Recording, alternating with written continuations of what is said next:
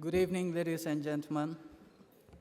Before I start, I would like to thank START for giving me this wonderful opportunity to share my journey with the distinguished guests who are present in this room. My name is Mohammad Junaid. I was born in Rakhine State, Myanmar.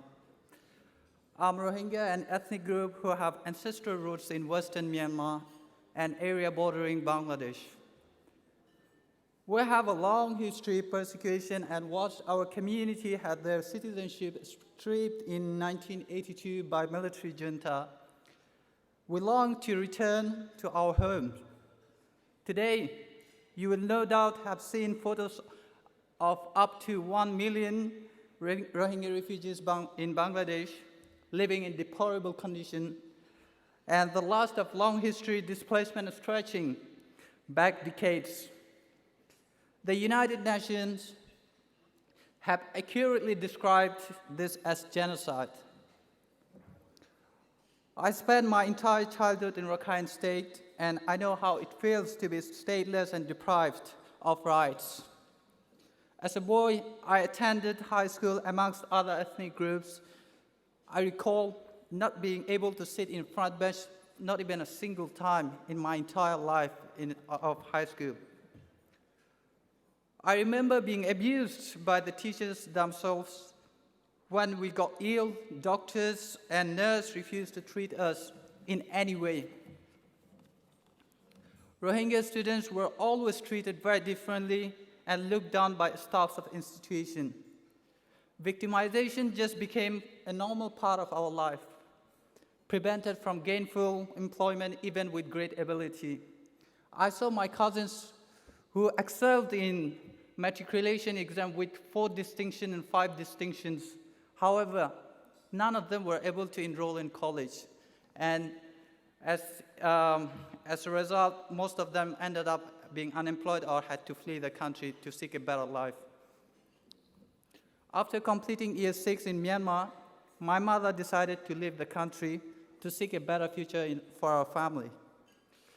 We ended up in Malaysia in 2009, where my father was already living since 1998.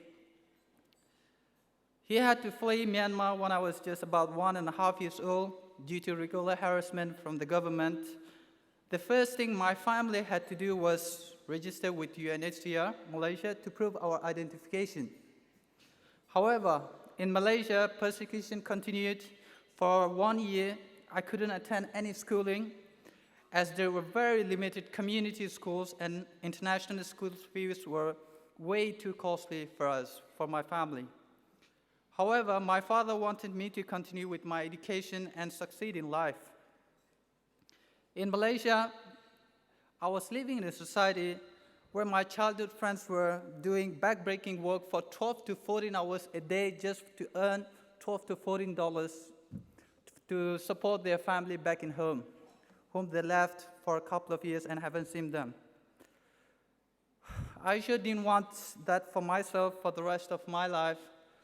In 2010, fortunately, I was able to enroll in a school supported by NGOs.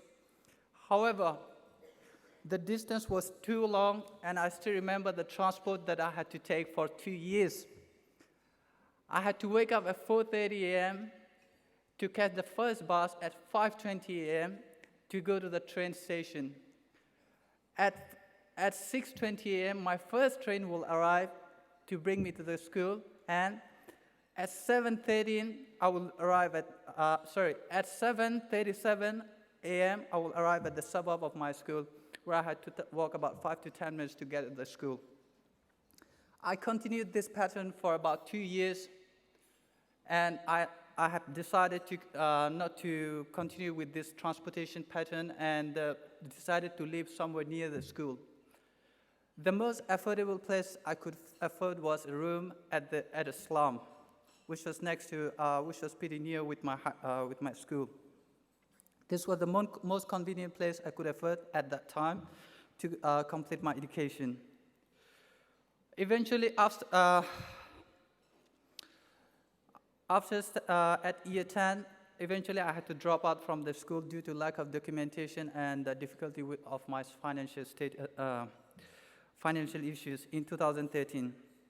I still kept trying to get admission in other institutions to complete my education. However, I kept being rejected due to lack of documentation, as most of the refugees face in Malaysia.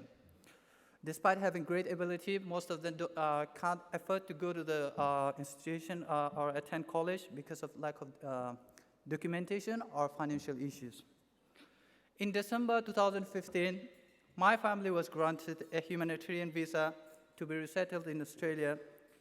Upon arrival in Australia, I have completed Certificate 4 and Diploma of Construction Design from Sydney TAFE.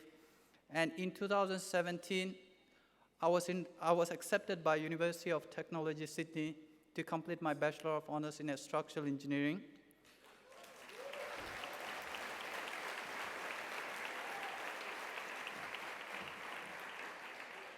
As I complete my third year of my degree, I look back in the incredible journey I have had and the people who have supported to become who I am today.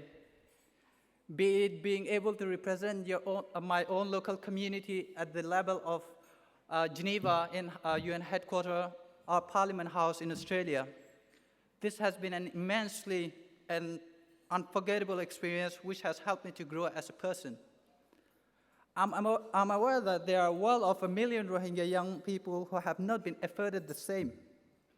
I think of Starts who have helped me and other Rohingya young people to overcome the traumatic experience as they are going through, personally, myself as well.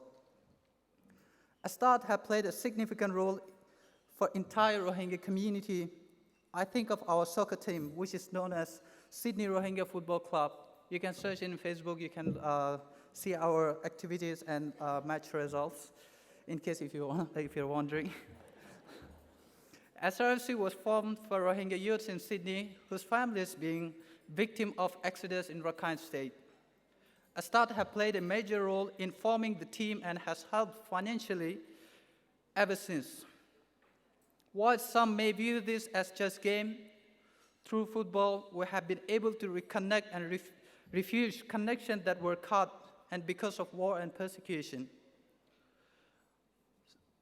So much so that we have been able to organize 2 Rohingya soccer tournaments in 2017 and 2018, which has helped Rohingya youths to come from across Australia to connect with the youths that are living in Australia and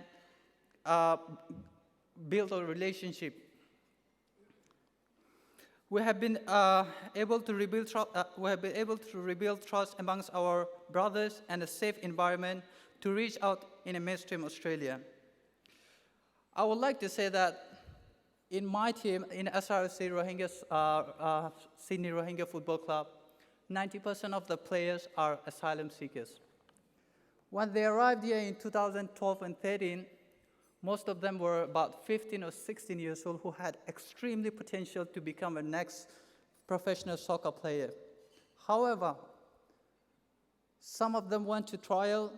Most of them were rejected due to lack of documentation as there was asylum seekers. Perhaps we have missed out from a great professional football player who could have represented Australia in an international level. I would like to say that since we're speaking of the sport, when we play football, we become tensionless. And I would like to sincerely thank to Stars and other organizations who has helped me to grow as a person in terms of individually or in other levels. Thank you very much, ladies and gentlemen. Have a great night.